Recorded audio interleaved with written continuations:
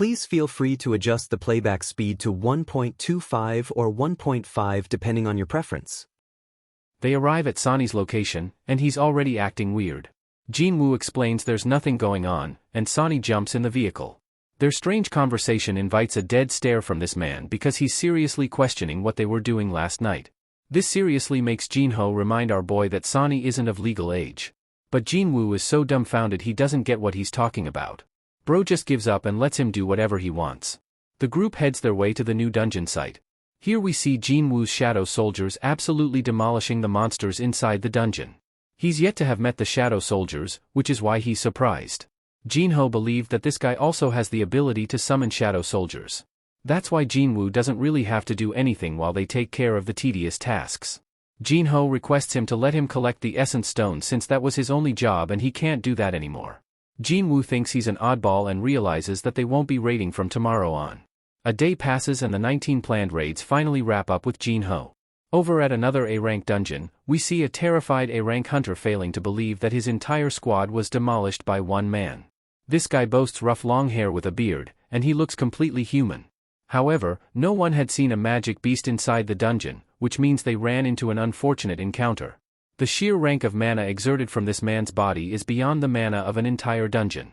This guy is crazy levels of strong. The supposed boss monster calms him down because dude's screaming like a little girl and it's hurting his ears. Also, he didn't kill anyone but expertly knocked them all down for attacking him out of the blue. He tries to explain that he's not a magic beast they should be afraid of. So, he adopts a second approach. Pointing to himself, he claims the identity of a Korean who just wants to return home. The scene cuts to a restaurant where Jin-Woo and Jin-Ho are having their celebratory meal after completing the raid. He wants to know about Jin-Ho's future plans when the raids are finished. It turns out that he's interested in taking a written exam and retrieving his guild master's license. Beyond that is him striking a deal with his father. Jin-Ho reflects that he made a promise to Jin-Woo for that pricey building. On the other hand, our boy doesn't care too much about the 30 billion won worth of a building. Instead, he merely wanted to aim for his own growth. He thinks their relationship has peaked now. He stares at the demon castle's key, expressing to his friend that he won't be seeing him for a while now as he's got someplace to go. Jin-Ho wonders if he's a nuisance of some kind and if he should just take the exit out of our boy's life. Jin-Woo decides to ask him an interesting question. He wants to hear Jin-Ho's opinion of his character. It turns out that his real brother is a decade apart in age and despises him, which is why they couldn't spend time together growing up. In contrast, Jin-Woo has helped him a lot in giving a helping hand and achieving his goals. Jin-Ho thinks of him more like a brother, which surprises our boy. He returns the feeling by claiming that he'll simply treat Jin-Ho as his younger brother. Then this causes the dude to melt in tears as he begs for a hug. Jin-Woo realizes that he's stuck with a crazy nutcase. Suddenly, the transmission catches his attention as Yun-Ho answers the media's most pressing questions. He claims that one person came to the rescue for the survival of his guild members, and he's obviously referring to Sung Jin-Woo while keeping his identity a secret. After the interviews, Yun-Ho is exhausted, having dealt with annoying reports. He learns that Byung-gu wants to speak with him and tells his assistant to put him on the line. Byung-gu talks about the Red Gate incident and how everyone's mentioning it all around. He praises Yun-Ho's looks on TV. What's more, this guy's got some news to share. A week ago, one person from Japan contacted the Korean Association for a strange reason. They wanted to have a conversation with someone who had participated in the raid on Jeju Island. Immediately catching Yun-Ho's attention, he inquires for more. It's revealed how an S-rank gate opened up in Jeju Island 4 years ago. But each mission the hunters were sent on eventually failed, causing the government to give up. However, even after 4 years, the place is teeming with monstrous ants. Both of them recall how close to death they were on that raid. To make the situation even worse, there's a recent mutation that has occurred, causing the ants to migrate to other countries through flight. One of their corpses with wings washed up on the shores of Japan, which means their evolution has been monstrous in the 4 years that have passed. Back at home, Gina observes how her brother is always out and rarely found at home. Jin-Woo explains that he's going on a long trip for a week and he's packed his luggage for the job. Gina teases him, saying that he must have found a girlfriend or something.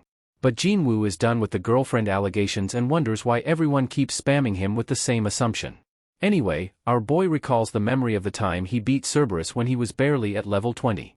Now he's triple the strength he was, which means he's expecting fewer difficulties this time around. He equips the key and decides that it's time to step foot inside the demon's castle. Interestingly, the hallway is clear of monsters, which makes him wonder if he should be following an exit. He also receives a new quest by the system. The rewards and bonus stats are promising, and he thinks he'll be able to grab an item worth billions in the shop if he clears the quest. However, it also adds to the difficulty of the quest. Jin-Woo opens the door and becomes startled by what he sees. Everything is going up in flames, and he certainly didn't expect to encounter a field-type dungeon. In fact, this entire map looks like an exact replica of Soul City. His mission is to collect 10,000 demon souls, which means he's got to deal with a minimum of 10,000 creepy monsters inside. It's to be noted that he can obtain multiple souls from a demon if they're of a high level. Jin-Woo is starting to question if he can really finish this quest in a week. He drops his bag, and before it even hits the ground, our boy is already on the offensive, just cutting past any monsters coming his way. He comments on how fighting them is no longer a hassle. As a neat hack, he can also see his experience points for his next level up. Switching over to Jinho's side of things, he has a meeting with his father, requesting that he become the leader of the Eugene Guild. Having already acquired his license, Jinho can't fathom why their father is in a dilemma between him and his brother. His father decides that it's best for the boy to meet Jiangwan, a competent hunter of the White Tiger Guild who survived the recent gate incident. And Jinho wonders what a survivor is doing here. The man expresses that on that day, they saw a young female hunter as a high schooler as well as hunter Sung Jin-Woo. That name alone shocks Jinho to his core as he realizes that even the other hunter was Sani. This makes him wonder what the heck went down inside the gate. The survivor explains that they just saw two typical E-rank hunters before realizing what they were worth. It's something Jinho already knows much about, as he's starting to realize other people also share Jin-Woo's secret. He can tell where this negotiation is going. The hunter keeps on ranting, prompting Jinho's father to shut him quiet. Next up, he talks about his need to recruit strong hunters for the guild, especially someone who became responsible for helping others survive a red gate.